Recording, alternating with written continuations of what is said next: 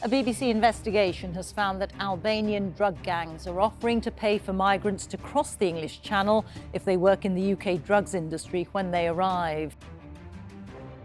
This video might be controversial, but the UK's most profitable cannabis farms are run by Albanian criminal gangs, and the workers forced to tend to these crops are trapped in modern-day slavery.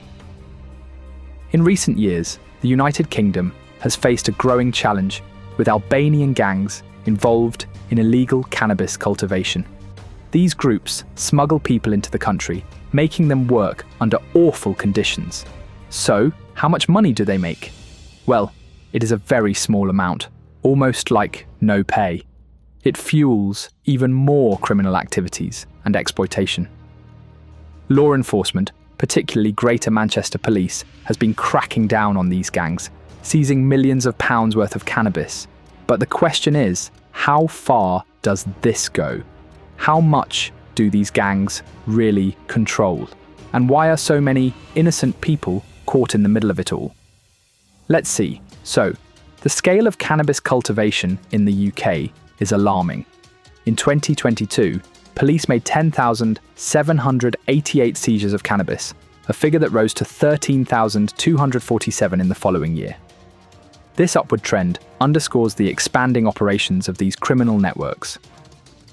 In September 2024, 4 Albanian men received lengthy prison sentences for operating cannabis factories. Criminologists have observed that these gangs employ sophisticated methods to launder money. In areas like Bury, there is evidence suggesting that legitimate businesses, such as restaurants and travel agencies, are used as fronts to conceal illicit proceeds.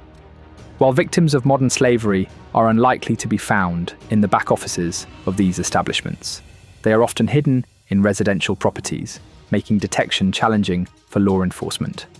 Recently, officers have said that many drug farms are hidden in plain sight, in normal houses, on quiet streets. People may notice odd smells, blacked-out windows, or buzzing noises from growing equipment. Thanks to community reports, police have discovered entire houses turned into greenhouses, filled with cannabis plants.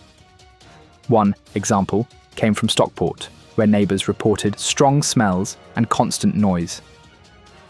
When police entered the house, they found over 500 cannabis plants spread across multiple rooms, worth nearly £400,000 on the streets. A young Albanian man was found locked inside.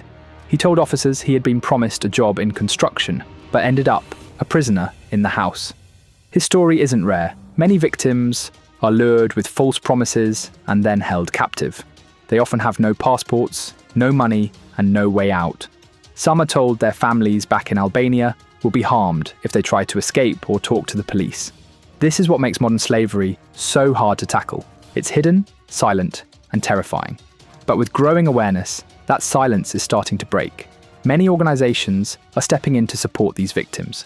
They help people who've been trafficked get legal advice, therapy, housing, and job training. Amy Bond, Chief Operating Officer of the modern slavery charity Causeway, explained that many victims fear being arrested themselves because they were involved in criminal activity like growing or selling cannabis, even though they were forced to do it. These charities help explain their rights and guide them through recovery. Still, challenges remain. One big issue is the asylum system. Some Albanian nationals arrive in the UK illegally and then claim asylum. In recent years, the number of Albanian asylum claims rose sharply, at one point making up more than a quarter of all claims in the UK. Many of these applications are rejected, but during the waiting period, traffickers often exploit these individuals for illegal work, including in cannabis farms. To deal with this, the UK government introduced a fast-track return agreement with Albania in 2022. Since then, more than 2,000 Albanians have been sent back. While that sounds like progress, traffickers quickly adapted. Now, instead of using boats, they're smuggling people in trucks or using fake documents to get them through airports. They're even charging up to £23,000 per person to smuggle them into the UK and place them in jobs, which are really just modern slavery setups. So it's a constant game of cat and mouse. Every time the authorities catch on to a tactic, these gangs find a new way. Social media, for example, has become a major battleground. Albanian gangs are now using platforms like TikTok, Snapchat, and WhatsApp to advertise criminal jobs. They post flashy videos showing stacks of cash, luxury cars, and designer clothes, trying to lure in young Albanians with promises of fast money. Some posts even include location pins for cannabis farms, claiming "work available now, no experience needed." Police have tried to get these videos taken down, but new ones keep popping up. Social media companies say they're improving their systems to spot and remove this kind of content faster, but criminals are always finding new ways to get around filters and checks. This online recruitment isn't just a UK problem either, it's spreading across Europe. Countries like Italy, Belgium, and Germany have also seen a rise in Albanian-led drug operations. According to Europol, Albanian gangs are now some of the most powerful drug traffickers on the continent. They're no longer just middlemen, they're running entire networks, from the farms in the UK to cocaine shipments coming in from South America. In fact, some experts say these groups are now controlling a large portion of the UK's illegal cannabis trade. Estimates suggest there are over 1,000 active cannabis farms in the UK, many of which are believed to be operated by Albanian gangs. These farms bring in hundreds of millions of pounds each year, money that's laundered through fake businesses, sent back to Albania, or used to bribe officials. And this leads us back to one of the most troubling parts of the problem: corruption. Reports from inside Albania say that some gang leaders are using their drug profits to influence local politics and law enforcement back home. Some even hire ex-Albanian police officers as security or consultants when setting up farms in the UK. These former officers know how to avoid detection and how to deal with law enforcement. That makes the situation even more dangerous. At the end of March 2024, over 1,200 Albanians were incarcerated in England and Wales, representing the largest group of foreign nationals in the prison population. In response to the escalating situation, GMP has collaborated with councils, schools, and the NHS in Greater Manchester to implement drug treatment and education strategies. These initiatives aim to address both the supply and demand sides of the drug problem, seeking to reduce the influence of organised crime groups and provide support to vulnerable individuals susceptible to exploitation. The methods employed by these gangs are continually evolving. Recent investigations have revealed that Albanian crime lords are utilising social media platforms like TikTok to recruit individuals for drug distribution roles, offering salaries of up to £100,000 annually. These advertisements often target those who have arrived illegally, coercing them into criminal activities to repay debts. Despite efforts by platforms to remove such content, the challenge persists, complicating law enforcement efforts to combat these recruitment strategies. Moreover, France has indicated a willingness to enter into bilateral agreements with the UK to take back migrants who cross the Channel illegally.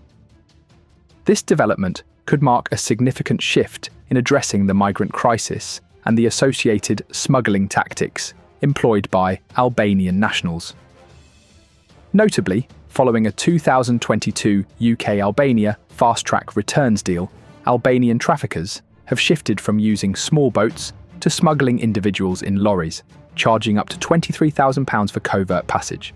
Despite various initiatives, challenges remain. In 2024, fewer than 1 in 100 foreign prisoners in England and Wales were transferred back to their home countries, falling short of pledges to free up jail space and reduce overcrowding. This shortfall underscores the complexities involved in international cooperation. Despite all these hurdles, there are signs of hope. The UK government is putting more funding into tackling modern slavery. Police forces like GMP are getting better at sharing intelligence with each other. Community programs are expanding to protect vulnerable people, and victims are slowly beginning to trust that they can come forward without being punished.